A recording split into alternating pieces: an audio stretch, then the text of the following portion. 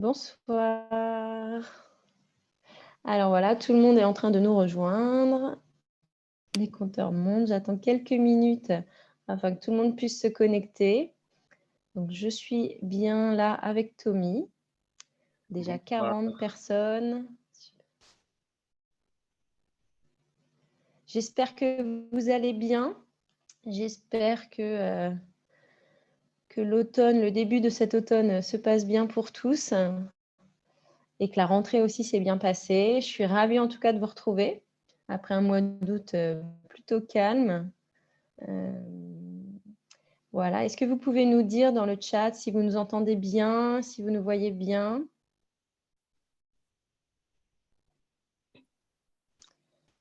Bonsoir. Bonsoir. Donc, vous êtes 74. Je vois même des noms de thérapeutes qui sont connectés. Ça fait plaisir. Donc, apparemment, on nous entend, on nous voit bien. Alors, je vais essayer de bien pouvoir suivre les questions qui passent. On verra s'il y en a beaucoup. Excusez-moi si j'arrive pas à toutes les suivre, mais en général, ça se passe bien. Et moi, j'ai une petite question en attendant que vous arriviez tous. Est-ce que vous pouvez nous dire si vous avez déjà testé l'hypnose ou si vous aimeriez tester? Voilà, un petit peu prendre la température. En tout cas, vous pouvez poser vos questions à Tommy pendant la conférence. On va y répondre. Voilà, on prendra des moments, pardon, pour y répondre. Tout à fait. Alors, vous êtes 88. Ok, donc bonsoir Tommy. En hypnose, en méditation pleine conscience et en PNL.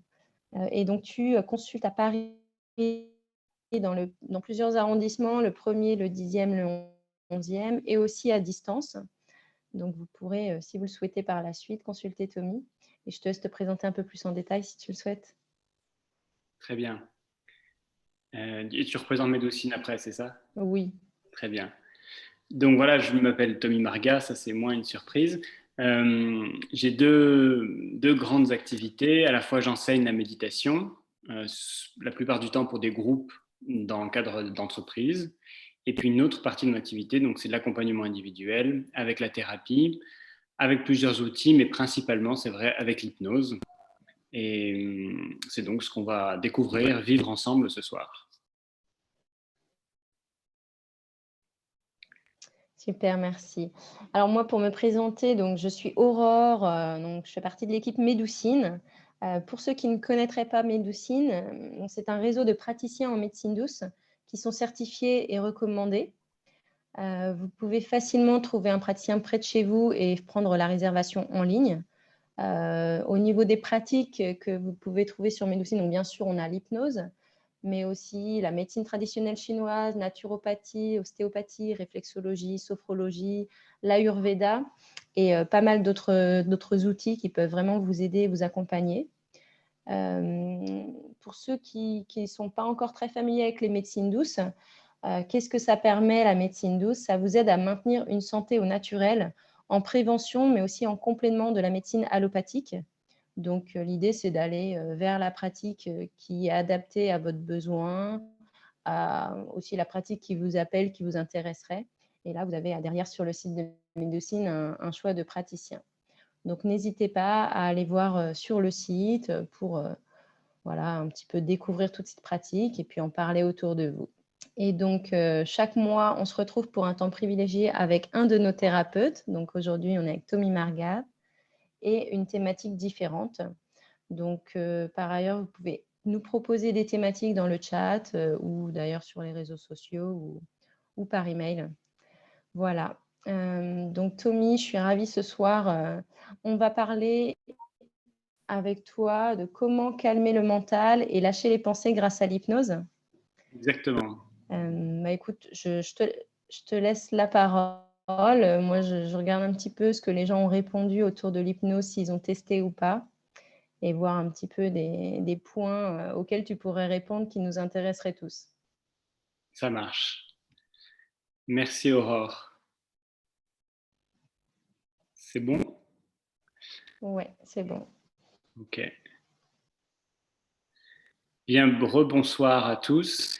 Je vous propose de commencer simplement par un temps d'intériorisation. Et donc là, là où vous êtes, simplement de fermer les yeux. Et c'est même pas une méditation, simplement de fermer les yeux pour 20-30 secondes. Juste en silence, voilà, simplement de sentir qu'on est là, dans notre corps, pour prendre le temps d'être ici, d'arriver ici pleinement et de laisser tout ce qu'on a vécu aujourd'hui un peu plus loin pour être vraiment ici.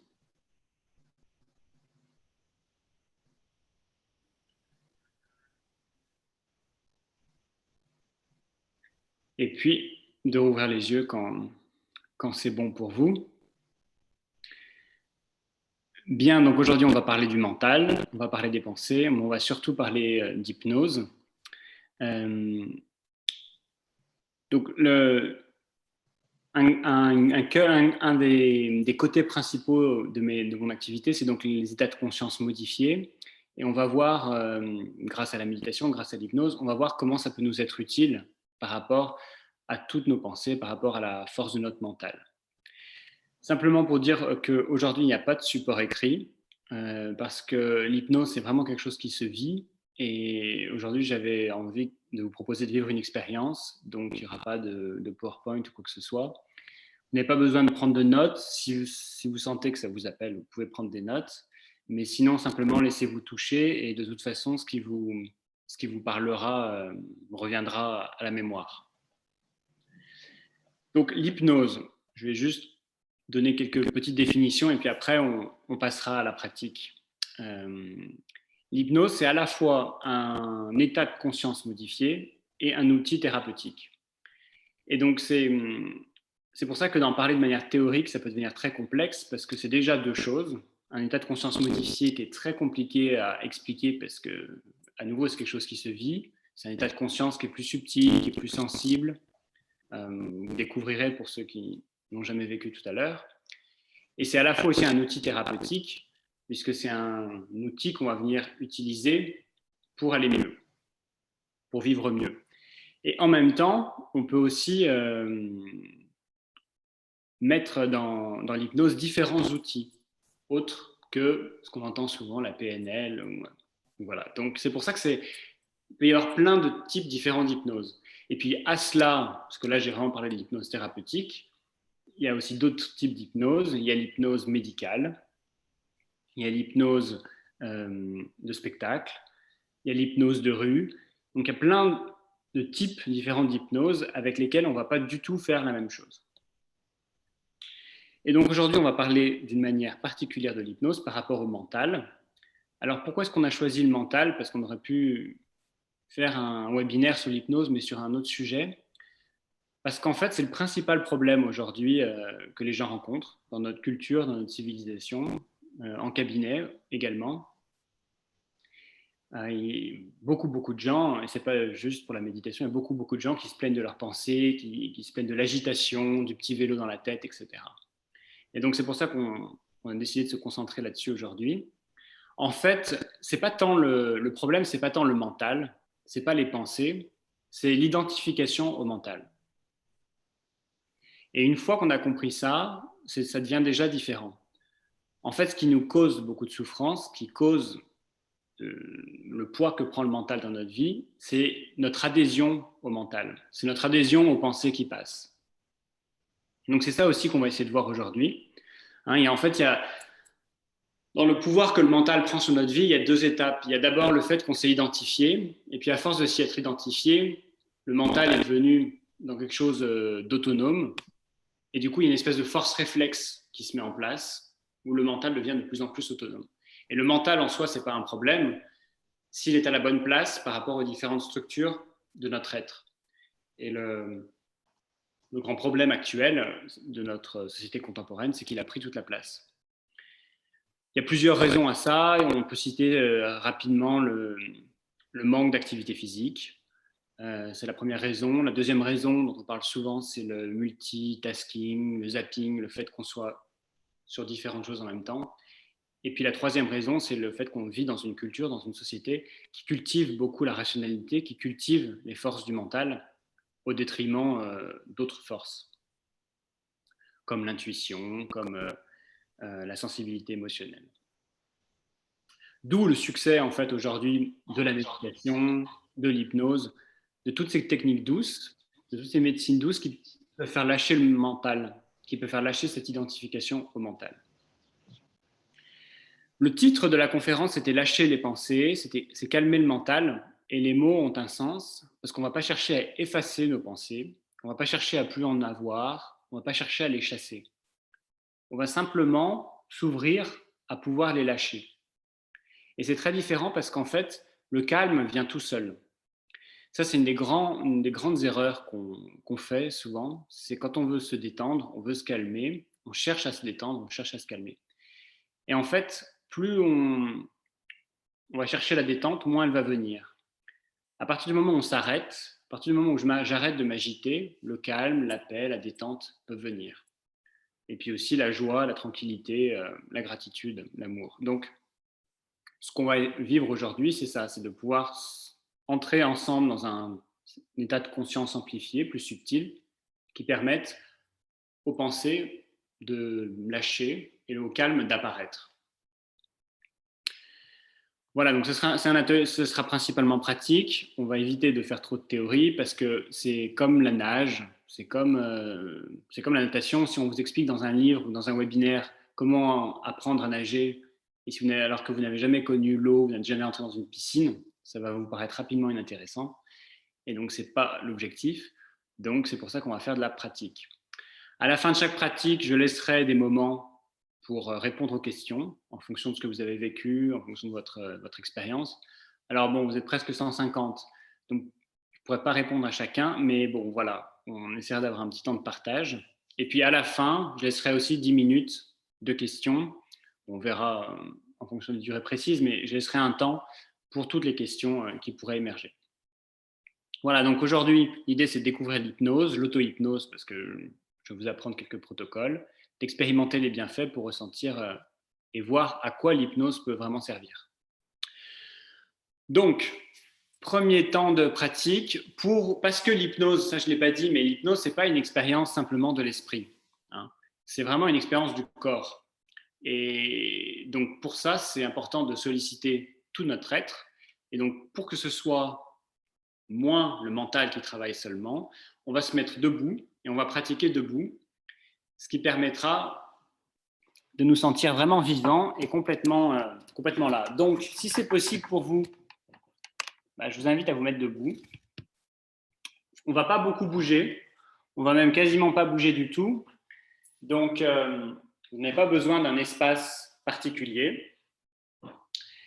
Et donc, je vous invite à vous mettre debout et à fermer les yeux, à prendre une posture confortable, les deux pieds au sol, largeur des hanches, c'est très bien. Et puis à laisser vos bras se relâcher, vos genoux, vos hanches, et à venir porter votre attention sur le ventre, pour sentir que vous respirez, et naturellement, vous allez sentir que le ventre se gonfle à l'inspire et se relâche à l'expire. Simplement sentir ça. Et puis ensuite, de venir porter votre attention sur le corps, sur la silhouette, pour sentir que naturellement, le corps, il oscille d'avant en arrière et que ça se fait tout seul. Simplement sentir ça, et ce n'est pas encore de l'hypnose, c'est simplement de se rendre compte qu'une fois que je ferme les yeux et que je rentre à l'intérieur de moi, je peux percevoir davantage des choses que je ne percevais pas avant. Et puis à partir de là, de pouvoir imaginer qu'il y a un aimant, une bille, 50 cm devant vous, devant votre poitrine, qui vous attire vers l'avant. Simplement d'imaginer cet aimant, cette bille, cette boule qui attire le corps vers l'avant. Certaines personnes aimeront imaginer concrètement à quoi ressemble cette bille, cet aimant. Pour d'autres personnes, ce sera plus les vibrations électromagnétiques. Et puis vraiment ensuite de laisser faire et laisser votre corps être tranquillement attiré vers l'avant tout seul. Pour certaines personnes, ce qui peut être aussi aidant, c'est de ressentir le corps. Et de sentir que souvent, c'est le haut du corps qui est attiré, les épaules, la cage thoracique, les hanches, vers l'avant, puis que vers l'arrière, à l'arrière des cuisses, à l'arrière des mollets, et des parties qui se tendent plus, qui retiennent le haut du corps. Et de pouvoir sentir ça et commencer à mesurer que vous êtes conscient de tout, vous êtes là, et en même temps, il y a un mouvement qui se fait tout seul. Alors, vous êtes un certain nombre, donc vraiment écoutez votre mouvement intérieur. Une fois que vous avez imaginé cette bille, cet aimant, vous pouvez simplement revenir à la respiration au niveau du ventre et vous allez sentir que le corps continue à être attiré tout seul. Et puis ensuite, vous pouvez imaginer que cette bille, cet aimant, se déplace et qui va venir se positionner dans votre dos, entre les omoplates, 50 cm derrière vous, et qui va vous attirer vers l'arrière. Et à partir du moment où cette bille, cet aimant vient se positionner à l'arrière, le corps peut être tranquillement attiré vers l'arrière. Et bien sûr, vous restez stable, confortable, c'est sentir que voilà, la gravité se déplace, que le poids du corps va venir se positionner dans les talons.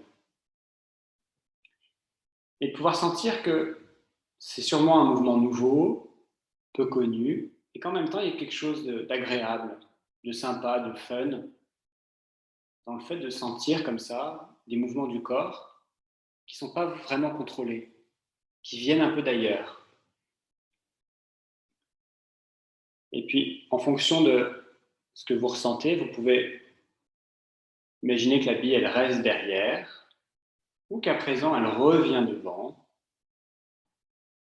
et que vous êtes à nouveau attiré vers l'avant.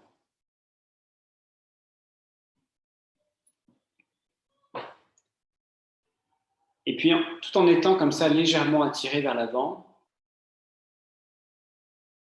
vous pouvez porter attention à votre conscience, à votre tête, et vous allez percevoir que c'est plus calme que d'habitude. En tout cas, c'est déjà différent. Il y a moins de pensées sur ailleurs. Vous êtes plus là, vous êtes tranquillement là, attentif au mouvement de votre corps.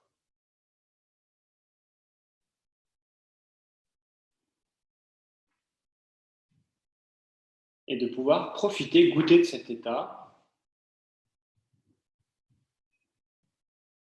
un entre-deux, où le calme commence à apparaître. Et pour ceux qui voudront aller plus loin, vous pouvez explorer vous-même en imaginant que la bille vient se mettre à gauche de votre épaule gauche et de sentir comment, tout en étant dans cet état de conscience un peu particulier, le corps peut spontanément se déplacer.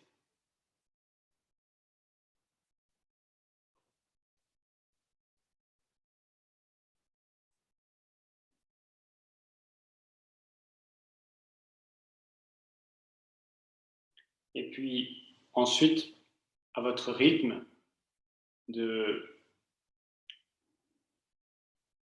vous préparer à simplement revenir à des sensations plus ordinaires et puis à réouvrir les yeux quand ce sera bon pour vous.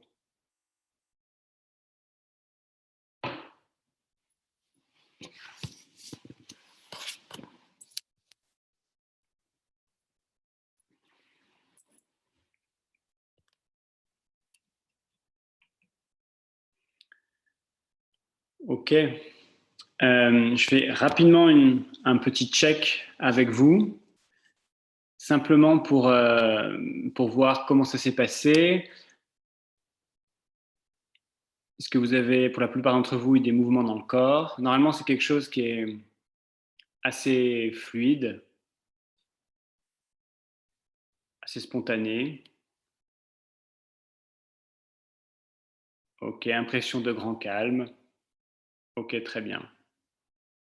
On va continuer avec une deuxième pratique tout de suite.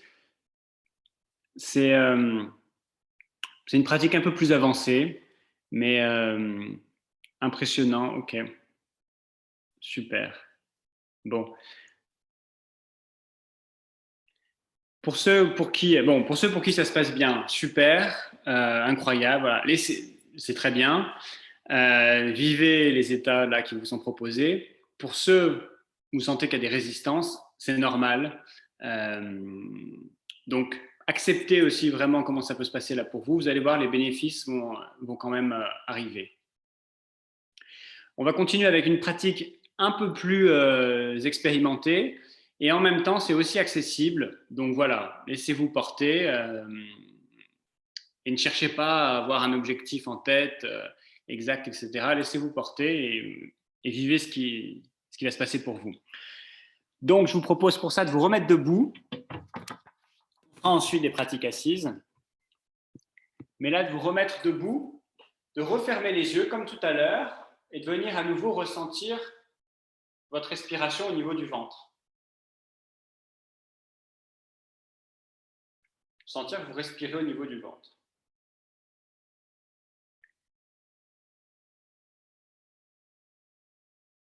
Et puis,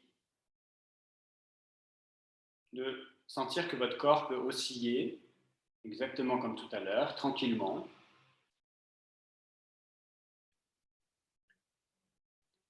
Et puis, cette fois-ci, le mouvement que je vous proposais de vivre, c'est les bras qui se lèvent, qui s'éloignent de chaque côté du corps, un peu comme les ailes d'un oiseau qui s'éloigneraient petit à petit du corps. Donc, ça peut être une main, seulement un bras ou une main qui se lève et qui s'éloigne du corps, ou ça peut être les deux. Et ce que je vous propose là tout de suite, c'est de sentir dans votre corps quel est le bras, quelle est la main la plus légère, quel est le côté le plus léger. Généralement, spontanément, il y a souvent un côté qui est plus léger, et de venir porter toute votre attention sur ce côté léger. De venir sentir, ressentir ce bras, cette main qui sont légers. Si pour vous, là, tout de suite, c'est égalité, vous pouvez en choisir un, celui que vous préférez arbitrairement, et venir porter toute votre attention dans cette zone du corps. Pour ressentir toutes les sensations de légèreté, de fraîcheur. Ça peut être des sensations extérieures, des sensations intérieures.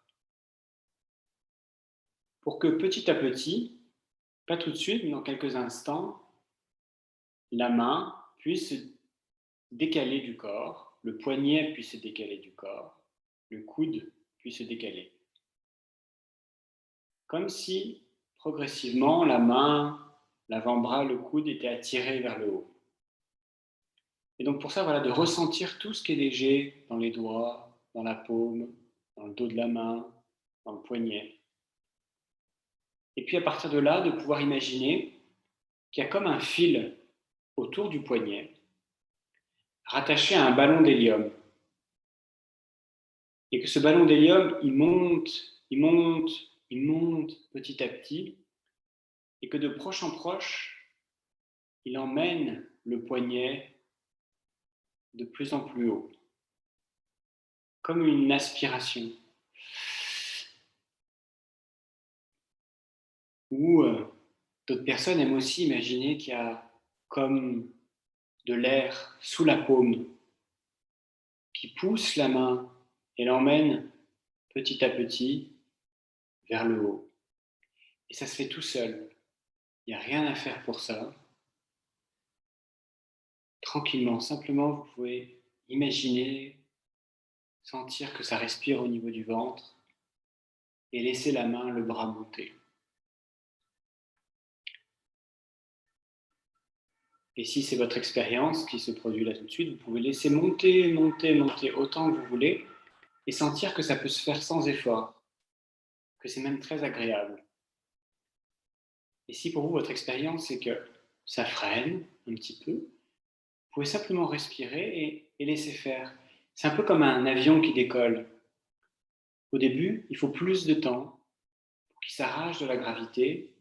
Et puis ensuite, une fois qu'il est parti, il peut monter, monter, monter. Et puis si pour vous, c'est l'image d'un nuage qui soulève le bras, ou si c'est pour vous l'inspire qui emmène le bras plus haut et l'expire qui le rend plus léger, vous pouvez simplement vous relier à ça pour laisser en toute tranquillité, en toute douceur, la main s'éloigner du corps, le bras s'éloigner du corps.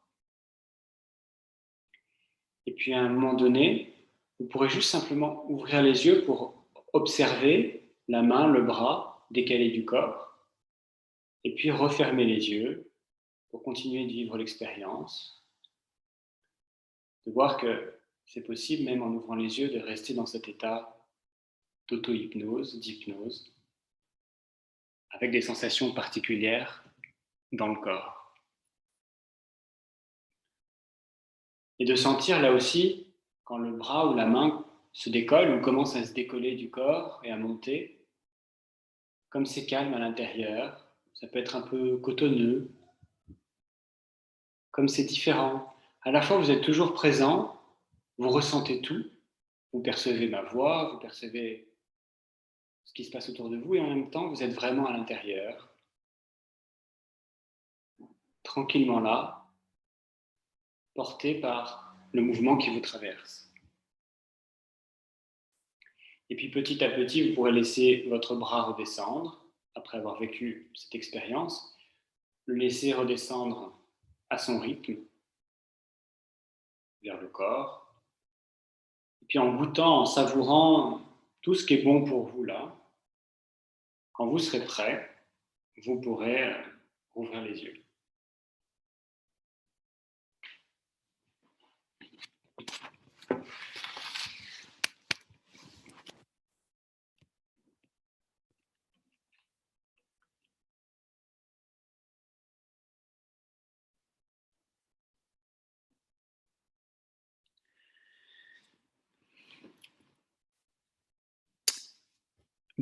Welcome back. Alors voilà, si certains veulent partager ce qu'ils ont vécu, bon, moi, ça m'aide à me sentir en communion avec vous. Ok, merci pour beaucoup de chaleur et de fourmillement dans les bras, super expérience. Voilà, donc là, ce que vous avez expérimenté, c'est vraiment un état d'hypnose, un état d'auto-hypnose. Je vous accompagne à distance et vous êtes 150, donc je reste dans un accompagnement qui est large, qui peut s'adapter à tout le monde. Si on était en individuel, je pourrais préciser et affiner en fonction de ce que vous vivez. Ce qui compte vraiment là de sentir, c'est que ça se fait tout seul. À partir du moment où ça se fait tout seul, où vous êtes là et en même temps ça se fait, c'est que vous êtes entré dans un état de conscience modifié, dans un état d'hypnose. C'est difficile de faire redescendre les bras à la fin, c'est absolument magique. Alors oui, parfois le bras il peut rester un peu lourd. Bon, là vraiment, déjà qu'il puisse se bouger et se lever, si c'est votre première expérience, c'est bien. Après voilà, ça a duré 5-7 minutes. Oui, c'est ça, se fait tout seul. Voilà. Donc l'idée, c'était de pouvoir déjà rencontrer l'hypnose, l'auto-hypnose, parce que c'est vraiment des choses que vous pouvez refaire tout seul. Vous avez vu, c'est très simple. Il n'y a pas grand-chose à savoir. À partir du moment où vous ouvrez à nouveau à ces suggestions, ça peut se produire. Et donc, c'était de pouvoir sentir qu'en fait, il y a des ressources en nous qui sont là, d'autres ressources que les ressources conscientes, puisque quelque part, ce mouvement, il se fait, et ce n'est pas nous qui décidons avec notre volonté. L'hypnose, ça permet donc de dépasser cet enfermement du mental, ces résistances de l'ego. Vous avez vu que voilà, vous avez expérimenté des nouvelles choses et les pensées n'étaient même plus une question. Le mental n'était même plus là. On ne s'est même pas posé la question du mental. Quand on ne se pose plus la question du mental, c'est que vraiment le mental a lâché. Et donc, on peut voir qu'avec l'hypnose, ça va très vite et que, sans même s'en rendre compte, le mental est beaucoup moins là. Ça permettait aussi de se rendre compte que l'hypnose, donc c'est un état de conscience qui est plus ouvert, qui est plus relâché. Et certains d'entre vous peut-être bâillent ou se sentent plus calmes, plus légers. Que l'hypnose, donc ça permet de rentrer à l'intérieur de soi, de connecter avec son intériorité. Et chose importante, les états d'hypnose, ça permet d'être à la fois acteur et observateur.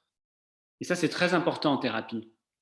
Parce qu'à la fois, on peut vivre des vraies émotions, des mouvements, revivre des souvenirs, vivre comme si on était dans l'action, tout en gardant une distance et en étant acteur, et en pouvant avoir un autre point de vue que le point de vue complètement identifié. Et donc ça ouvre la conscience en donnant à la fois ces deux possibilités simultanément. Et ça, c'est vraiment très précieux, quelles que soient les intentions qui nous amènent en thérapie, en hypnothérapie. Pour ceux pour qui ça s'est bien passé, bah, voilà. Pour ceux pour qui vous sentez, ah, mais ça pourrait être encore plus, ça pourrait être mieux, bah oui. Parce qu'en fait, l'auto-hypnose, c'est aussi un art, c'est une pratique. Donc voilà, là, c'est une initiation. C'est un peu comme d'apprendre à jouer d'un instrument. Bah, vous tapez sur le piano, vous faites des premières notes, c'est agréable, mais plus vous allez vous expérimenter, bah, plus vous allez pouvoir aller loin dans les gammes et plus ça va être harmonieux et spontané. Bon, donc la plupart d'entre vous peut-être le savent déjà, je ne vais pas trop y passer de temps, mais c'est vrai que l'hypnose peut avoir beaucoup de bienfaits, beaucoup d'objectifs sont possibles, parce que les blocages, en fait, l'hypnose permet de lever les blocages, donc qu'ils soient physiques, émotionnels. Donc du coup, il y a beaucoup, beaucoup de bienfaits liés à cette pratique. Alors j'ai juste fait une petite liste pour résumer et pour cadrer. On peut dire que l'hypnose a des bienfaits pour les problématiques à la fois personnelles et professionnelles, pour les douleurs psychiques et les souffrances physiques, pour des niveaux de stress, d'anxiété ou d'angoisse, qui soient latents ou élevés. L'hypnose a des bienfaits contre les addictions, hein, l'alcool, la cigarette, donc qui est assez connu pour le coup. Par rapport à des troubles du comportement, de l'alimentation, la sexualité par exemple, troubles du sommeil. L'hypnose peut nous permettre aussi de mieux faire face à certaines émotions. L'hypnose peut aider pour les passages de vie importants, l'accouchement, la naissance, devenir mère, père, grand-père, grand-mère, pour les deuils. Et puis l'hypnose peut aussi aider pour tout ce qui est quête de sens, connaissance de soi, désir d'aimer, de mieux vivre en couple, de mieux vivre dans sa famille. Parce qu'à partir du moment où on ouvre la conscience, on permet de mieux se rencontrer, il y a beaucoup d'orientations qui sont possibles. Et donc, du coup, ça peut permettre de donner plus de détente, de calme, de confiance, de joie, de liberté, de mieux se rencontrer, de mieux connecter à son intuition et à son cœur. Alors, je vais simplement répondre aux deux questions là qui semblent avoir émergé. J'ai lu tous vos feedbacks sur les sensations. Je ne peux pas répondre à chacun, mais tout ce que vous partagez, c'est des choses que je retrouve et que fréquemment chez mes patients, chez mes clients. Donc tout ça, c'est tout à fait normal. Quand vous dites conscience modifiée, c'est quoi exactement et modifiée par qui? En fait, ce qu'on appelle état de conscience modifié, c'est des états de conscience non ordinaires. Voilà, on peut considérer qu'on est en état de conscience ordinaire la plupart du temps dans la vie. Et quand on est dans un état de conscience décalé, on va l'appeler état de conscience modifié. On pourrait aussi appeler ça état de conscience amplifié. Modifié par qui? Par soi-même, par un thérapeute, voilà. En même temps, il y a aussi une autre manière de voir l'hypnose. On peut aussi considérer qu'on est en état d'hypnose dans notre état de conscience ordinaire, quand on est un peu dans la machine à laver, les habitudes et qu'on fait les choses sans s'en rendre compte, et que l'état d'hypnose qu'on va vivre en séance, c'est en fait un état d'éveil, parce qu'on va être beaucoup plus sensible, on va beaucoup mieux percevoir, on va beaucoup plus sentir et réaliser. L'hypnose est finalement proche de la méditation. C'est des états de conscience qui sont proches, qui sont connexes, mais qui sont assez différents. Parce que dans la méditation, on va chercher une présence qui est un peu différente de celle de l'hypnose. Et puis surtout, dans l'hypnose, on va souvent mettre une intention. Donc il y a des similarités, il y a aussi beaucoup de différences. Est-ce qu'un rêve éveillé est considéré comme de l'hypnose? Je ne suis pas un spécialiste du rêve éveillé, donc c'est délicat de répondre à cette question, mais pour moi, mon point de vue personnel, c'est que c'est une forme d'hypnose, effectivement. On en parlait d'ailleurs tout à l'heure en introduction, il y a beaucoup de formes d'hypnose, il y a l'hypnose ericksonienne, il y a l'hypnose humaniste, il y a l'hypnose quantique. Il y a vraiment beaucoup de types d'hypnose avec beaucoup d'outils possibles. De mon point de vue, de mon expérience, le rêve éveillé, c'est effectivement une forme d'hypnose. Il y a des états d'hypnose dans lesquels on va beaucoup parler, on va élaborer, on va exprimer, verbaliser ce qu'on vit. C'est le cas du rêve éveillé. Il y a d'autres états dans lesquels on va beaucoup moins s'exprimer. Tommy, il y Oui. avait une autre question. Avant tout ça, quelqu'un qui disait qu'il avait des difficultés de respirer profondément depuis 1 an et les médecins ont diagnostiqué que c'est psychique. Il demande si l'hypnose peut soulager. Bah oui, a priori, en tout cas, ça vaut le coup d'essayer. Surtout si les médecins disent que c'est en lien avec le psychisme. Ce qui est important à dire, c'est que l'être humain, il est composé de 3 structures qui sont indépendantes et en même temps qui sont reliées. La première structure, c'est le corps, donc c'est tout ce qui va être notre biologie, notre physiologie, le fonctionnement cellulaire. La deuxième structure, c'est le psychisme, et donc à la fois les émotions, les pensées, les affects, notre biographie. Et puis la troisième structure, c'est le cœur profond, la manière dont on se relie à la vie, aux autres, comment on aime, quel sens a la vie pour nous. Et donc, on peut avoir une maladie qui n'a aucune résonance psychique et plus profonde. Il n'y a pas toujours un sens psychologique ou un sens à chercher dans un rhume, mais parfois on a des symptômes physiques qui peuvent évoluer en travaillant sur le psychique. Donc l'hypnose peut être bienvenue, effectivement, comme d'ailleurs d'autres médecines douces, mais oui. L'hypnose, c'est quelque chose de très corporel, donc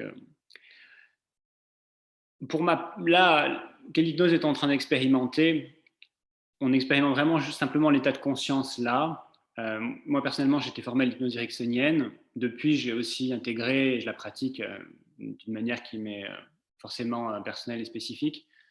Donc, bon, voilà, ça se rapproche plutôt je dirais, de l'hypnose ericksonienne parce que c'est de là d'où je viens, mais il y a peut-être d'autres personnes qui ont fait de l'hypnose et qui se reconnaîtront aussi. On va continuer avec la pratique parce que j'aimerais vous faire vivre encore quelque chose et puis ensuite je répondrai aux questions qui restent. Donc, on va rester assis cette fois-ci. Donc, prenez une posture où vous êtes confortable, où vous êtes bien. Ça peut être éventuellement allongé, mais assis, ça fonctionne très bien aussi. Il n'y a pas besoin de prendre de posture de méditation droite, etc. C'est voilà, simplement une posture confortable. Et puis de fermer les yeux. Fermez les yeux et de venir sentir votre respiration au niveau du ventre. Comme tout à l'heure. Sentir le ventre qui se gonfle à l'inspire, qui se relâche à l'expire, et pouvoir laisser l'état que vous avez connu se réintégrer à vous. Simplement comme si vous pouviez ressentir à nouveau éventuellement les oscillations du corps, simplement cet état plus calme, plus tranquille. Une fois qu'on commence à le goûter, à le connaître, il peut revenir plus facilement.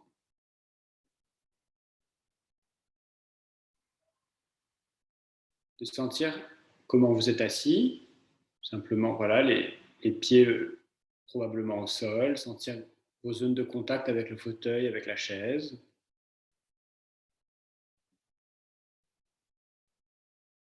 Sentir que ça respire au niveau du ventre.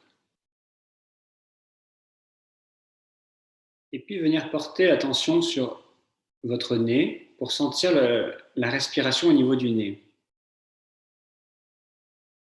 Sentir l'air qui rentre, l'air qui sort. Mais pas comme une concentration, simplement comme si c'était la première fois que vous respiriez. Pour vraiment sentir tout cet air qui vous pénètre et qui ressort, presque un peu comme un enfant qui découvrirait le mécanisme respiratoire pour la première fois. Et d'inspirer et d'expirer par le nez.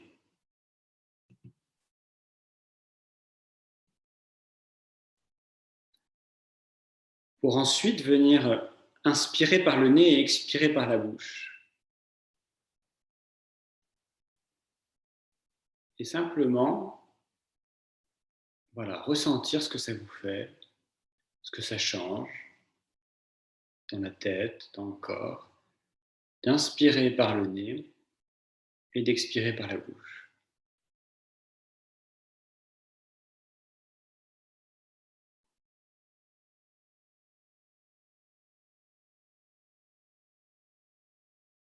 Et puis laisser en même temps le corps se relâcher s'il se relâche à des endroits. Et puis ensuite, on va ensemble inspirer par la bouche et expirer par le nez.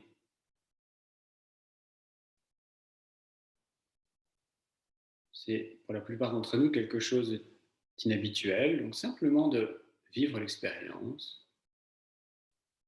Qu'est-ce que ça me fait comme sensation quand j'inspire par la bouche, quand j'expire par le nez?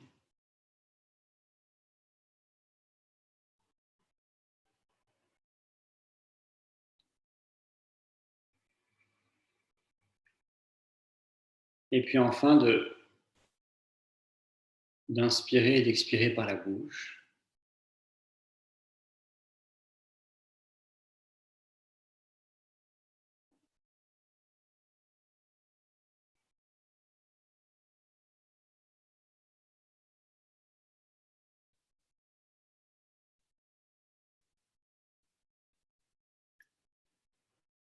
Pour ensuite vous laisser respirer exactement comme vous avez envie de respirer, par le nez, par la bouche, de sentir que ça continue de respirer au niveau du ventre. Et puis, les yeux fermés, de venir visualiser la pièce dans laquelle vous êtes assis. Comme si vous aviez une caméra à 360 degrés qui vous permet de voir l'emplacement des fenêtres, de la porte, les murs, le plafond, le sol, qui vous permettent de voir les meubles, tout le décor dans lequel vous êtes assis, là tout de suite. Et puis de vous voir, vous, assis dans cette pièce, dans la posture dans laquelle vous êtes.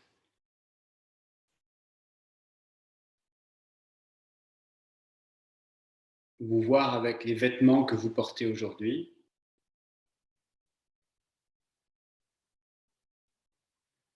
Leur forme, leur couleur, leur texture.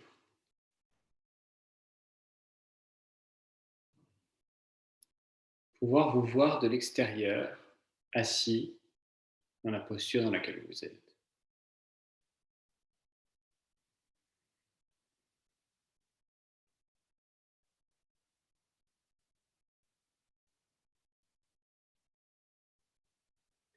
Et puis, à partir de là, sentir que voilà, vous continuez à respirer, que le calme peut s'installer tranquillement, qu'il n'y a rien à faire, que vous pouvez vous laisser porter par les mouvements qui vous animent. Et puis, ce que je vous propose de faire maintenant, c'est de laisser venir quelque chose que vous aimeriez changer dans votre vie. Simplement penser à quelque chose que vous aimeriez qui change et sur lequel vous avez un pouvoir, une capacité d'action. Il n'y a pas besoin de réfléchir, c'est simplement vous laisser inspirer. La première chose qui est venue, par exemple, quand j'ai évoqué ça, qu'est-ce que j'aimerais changer dans ma vie? Il peut y avoir aussi plusieurs choses qui viennent là tout de suite, et simplement d'en choisir une, celle qui vous parle le plus, celle qui vous intéresse le plus. Et puis de voir plus précisément dans ce que vous aimeriez changer, ce que vous aimeriez arrêter.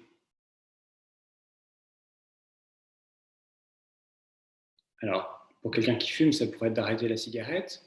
Pour quelqu'un qui veut mettre en place un changement dans sa vie, ça pourrait être d'arrêter de procrastiner. Pour quelqu'un qui veut changer son alimentation, ça pourrait être d'arrêter de manger telle ou telle chose ou de vivre tel ou tel comportement. Qu'est-ce que j'ai envie d'arrêter? Et puis, à partir de là, de laisser résonner la question suivante sans la réfléchir. De quoi j'ai peur? De quoi j'ai peur si vraiment j'arrête de faire cela?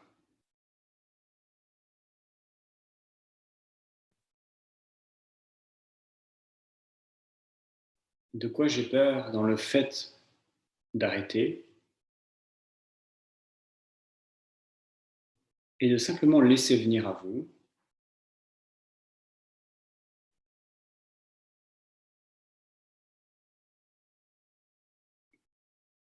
et ça peut être des éléments de réponse, ça peut être simplement des images, ça peut être rien. Simplement de tirer le fil de ce que vous aimeriez changer et de ce que vous aimeriez arrêter. Et de vous poser la question finalement, si j'arrête complètement, c'est quoi le pire qui pourrait m'arriver?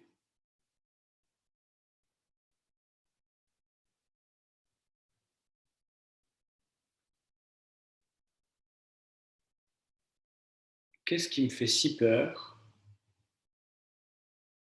pour que je n'arrête pas? Et de laisser venir en vous, comme des pop-up sur un ordinateur, comme des impressions intérieures, de laisser émerger, venir en vous. Ça peut être une émotion, ça peut être une sensation corporelle, ça peut être une pensée, ça peut être une image symbolique qui n'a rien à voir. De vous laisser traverser par ce mouvement intérieur.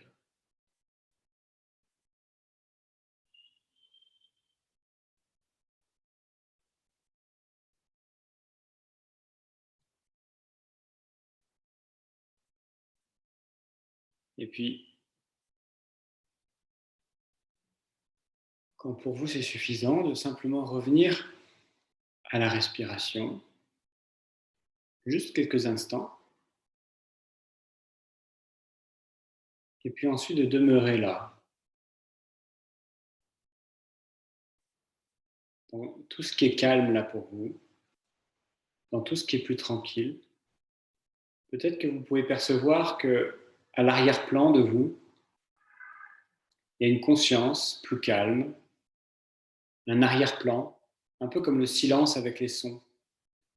Le silence, il est toujours présent. Il permet aux sons d'exister et il est là aussi quand les sons existent. Et l'hypnose, ça permet aussi parfois de ressentir ce calme qui est à l'arrière-plan.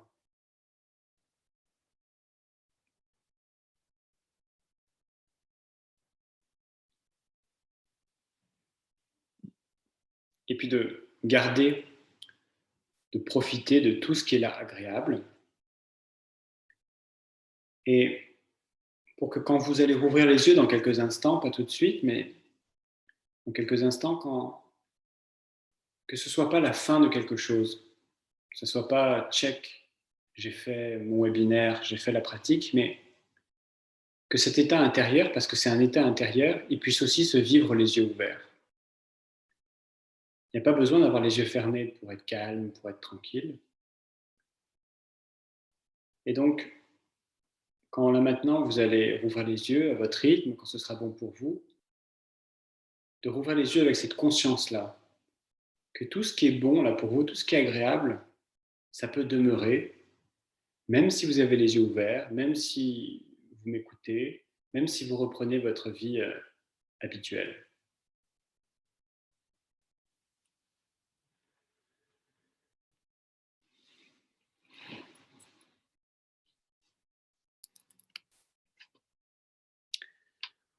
Voilà pour cette haute pratique assise, qui est vraiment un exercice d'équilibriste pour moi, parce que accompagner à distance, c'est toujours un défi. Je vais pouvoir prendre vos questions. Simplement juste, merci Evelyne, défi relevé. Juste finir par dire, voilà, dans une séance d'hypnose, il y a généralement 2 grands temps. Il y a un temps de discussion au début, puis après, il y a un long temps, beaucoup plus long temps d'intériorisation, comme un peu ce qu'on a vécu là en plus rapide.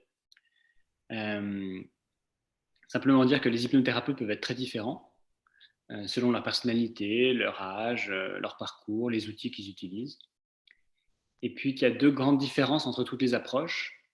Il y a des approches qui vont s'intéresser plus aux symptômes et d'autres plus aux causes des symptômes. Et donc, c'est important de savoir à quel niveau on veut travailler et puis, généralement, de pouvoir travailler sur les 2. Et puis ensuite, de voir aussi quel est l'arrière-plan théorique, métaphysique, spirituel de votre hypnothérapeute, à quoi il se raccroche, quelle vision de l'homme, quelle vision de la vie. Voilà, donc là maintenant, je peux prendre tous vos feedbacks, vos questions. Merci pour vos retours enjoués. Merci.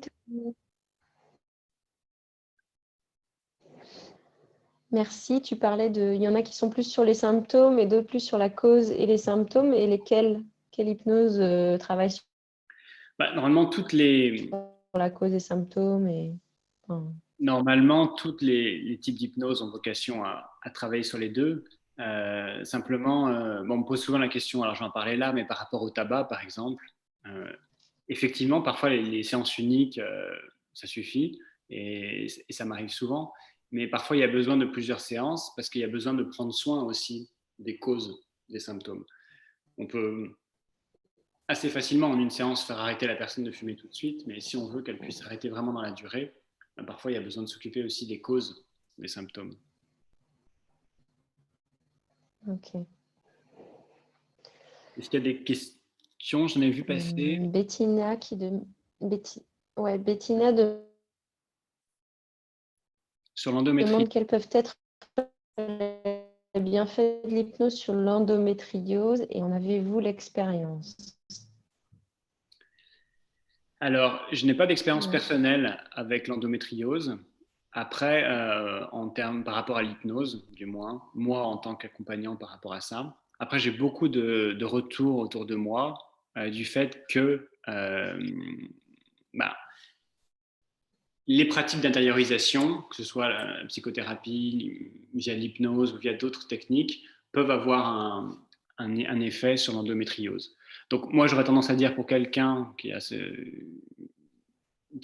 symptômes-là, si elle n'a pas essayé l'hypnose, ça peut être effectivement une perspective utile. Voilà, après, c'est compliqué là de donner un diagnostic sur quelqu'un que je ne connais pas, mais l'hypnose, c'est une approche très ouverte, donc oui, c'est possible. Hein. Enfin, c'est pas du tout contre-indiqué, en tout cas.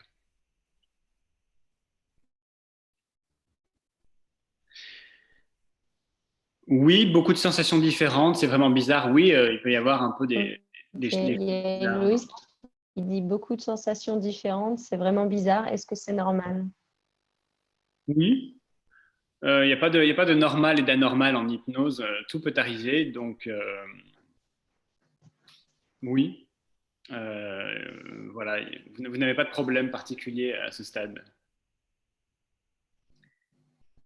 Est-ce que c'est normal que les mauvais souvenirs de la journée, est-ce que c'est normal alors que la détente s'installe concrètement, les mauvais souvenirs de la journée ou des images désagréables surgissent brutalement? Oui, ça peut arriver parce qu'on est dans un état de relâchement, donc ça va permettre à toute l'énergie qui est bloquée dans le corps de pouvoir remonter à la surface, un peu ce qui se passe aussi parfois dans nos rêves quand on dort, qui font des associations avec la journée. Oui, alors après, il faut voir aussi ce qui est. Avant de tirer un sens d'une expérience, c'est vraiment important de pouvoir répéter les expériences plusieurs fois et voir si ça se produit tout le temps ou si ça s'est juste produit là.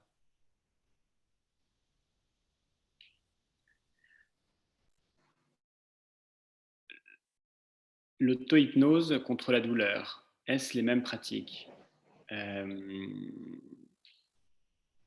Oui, en fait, la manière dont l'hypnose permet de soulager les douleurs, c'est en acceptant inconditionnellement la sensation et en la laissant traverser. C'est un peu compliqué d'expliquer, ça se rapproche de la méditation. C'est une des perspectives, mais on peut aussi très bien traiter les douleurs par des images symboliques qui viennent associées à cette douleur sous hypnose. Et en travaillant sur l'image symbolique, on peut soulager la douleur. Avec les pratiques qu'on a fait aujourd'hui, vous pouvez vous-même vous mettre dans cette conscience-là et ensuite évoquer vos douleurs et voir, en tirant le fil quelque part des douleurs, voir comment ça s'élabore chez vous.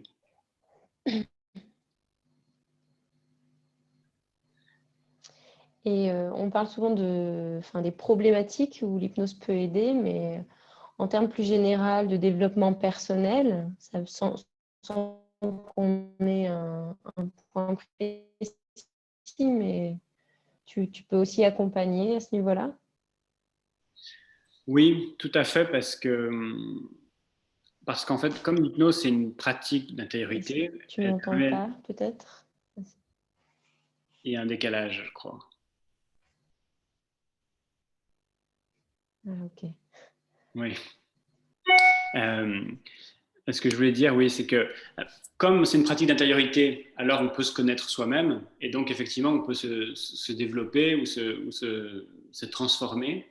Ça sera aussi important que évidemment que le thérapeute, l'hypnothérapeute ait une vision du fonctionnement de la psyché humaine, des différentes étapes de construction pour pouvoir accompagner dans ça. Mais on peut vouloir se soulager de problématiques, puis on peut aussi vouloir aller vers une meilleure version de soi-même. Quelque chose que je n'ai pas dit, mais là ça peut être important de le dire, c'est que les protocoles qui fonctionnent très bien, les protocoles, quand vous voulez arrêter quelque chose, ce qui est très important et ce qui soulage beaucoup, c'est de pouvoir honorer ce que vous avez pratiqué et vécu pendant tant d'années. La grande erreur que font par exemple les fumeurs qui veulent arrêter de fumer, c'est que d'un coup, ils se retournent dans la cigarette et ils la considèrent comme un poison, comme un ennemi. Et en fait, la guérison, elle vient souvent du fait quand la personne est capable de dire merci à la cigarette, de l'avoir accompagnée tant d'années, d'avoir été là loyalement, de lui avoir apporté tout ce qu'elle lui a apporté de bien et de pouvoir honorer la cigarette. Et à partir de là, pouvoir la quitter dans une forme d'unité et se tourner vers l'avenir avec un nouveau chemin où les deux vont se séparer et de sentir que ce n'est pas contre la cigarette, mais pour soi qu'on fait ça. Et donc ces deux étapes de pouvoir honorer le comportement, la substance ou le problème, donc tout ce qui nous a apporté de bien, et puis ensuite de pouvoir se tourner vers soi-même pour pouvoir aller vers son désir personnel, propre, c'est ça qui permet de pouvoir à chaque fois libérer. Donc ça s'applique à la cigarette, mais ça s'applique aussi à beaucoup d'autres choses. Ah, c'est top, j'adore. Il y a encore d'autres questions.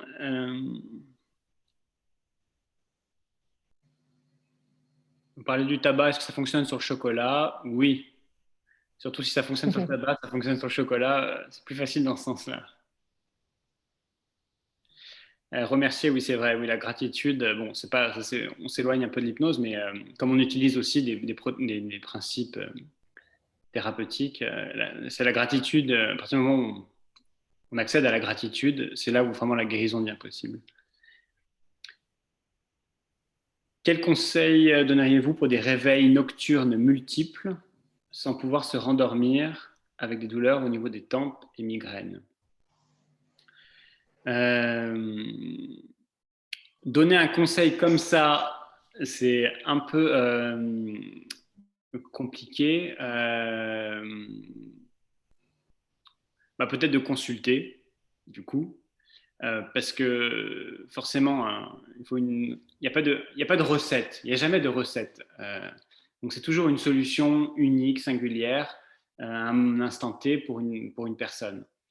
Voilà, c'est ça que je dirais. Donc soit de voir quelqu'un qui puisse, en fonction de votre situation personnelle, déverrouiller avec vous, libérer ce qui a besoin d'être libéré. C'est vraiment toujours ça qu'on cherche avec l'hypnose. C'est de ne pas avoir d'idées préconçues, de pouvoir entrer dans cet état de conscience plus ouvert, cette conscience modifiée, et dans l'attente, dans la présence, pouvoir lentement, ou en fait très rapidement, mais dans la séance ça se passe lentement, euh, dénouer ce qui a besoin d'être dénoué et libérer ce qui a besoin d'être libéré. La vie nous traverse en permanence et ce qui cause les souffrances, c'est les résistances qu'on met entre nous et la vie. Et donc, pour vous, dans votre cas, ce serait de voir qu'est-ce qui résiste au niveau des tempes, des migraines, qu'est-ce qui résiste au niveau du sommeil. Et voilà. Donc après, évidemment, il y a des conseils, des petites recettes comme de pratiquer l'hypnose peut-être avant de dormir, d'auto-hypnose. Mais voilà ce que je répondrais.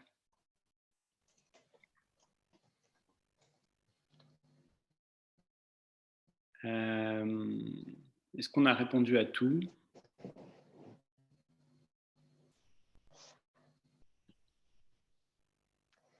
J'ai l'impression qu'il demandait si durant ces exercices, mon corps se met en mouvement de tai chi, Ah oui. pratique du tai chi. Oui, c'est pas étonnant parce qu'il y a quand même une mémoire du corps. Donc, c'est comme le fait de fermer les yeux. Pour ceux qui n'ont pas l'habitude de pratiquer des pratiques d'intériorité avec les yeux fermés, ben, quand on ferme les yeux et qu'on s'assoit ou qu'on s'allonge, le signal donné au corps, c'est l'endormissement. Donc, de se mettre dans une posture d'intériorité, on est debout. Si on pratique du tai chi, si on pratique un art martial, effectivement, il peut y avoir une résonance et une mémoire du corps qui s'active. Avec la pratique, si vous pratiquez plusieurs reprises, l'espèce d'association va se défaire en fait.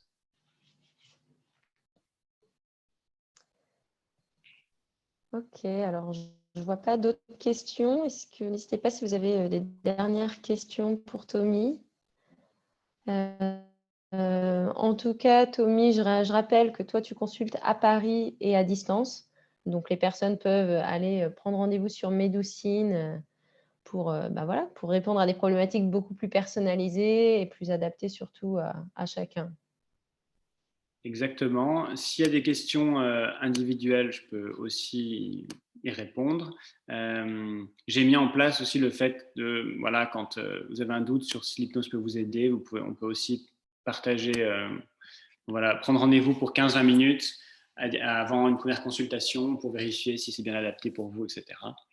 Et voilà, je consulte donc dans plusieurs endroits à Paris et à distance. Super. Merci beaucoup, Tommy. Merci à tous pour vos questions. C'était très intéressant. J'espère que ça vous a fait du bien et que vous vous sentez tous plus détendus. En tout cas, moi, c'est le cas. Donc, c'était chouette. Un grand merci, Tommy. Merci à votre présence. Oui, juste pour finir, s'il y a des questions, évidemment, vous pouvez aussi m'envoyer un mail, vous trouverez mon site internet, tout ça. Enfin, j'imagine que vous avez toutes les informations qu'il vous faut sur Medoucine. Ouais. N'hésitez pas donc on fait un webinaire comme ça en direct pour répondre à vos questions une fois par mois. Vous pouvez vous abonner à la newsletter pour ne pas manquer les prochains événements. Bon, sinon, vous les retrouverez sur les réseaux sociaux. Et en tout cas, un grand merci. On lit tous vos remerciements et vraiment, c'est super gentil. Oui, merci beaucoup. Merci. On vous souhaite une très bonne soirée. Je vous dis à très bientôt. Un grand merci à nouveau à Tommy. Beaucoup. Et demain, on voit le mail avec le replay. À revoir et refaire la pratique. Exactement. Merci. Au revoir. Merci. Bonne soirée à tous.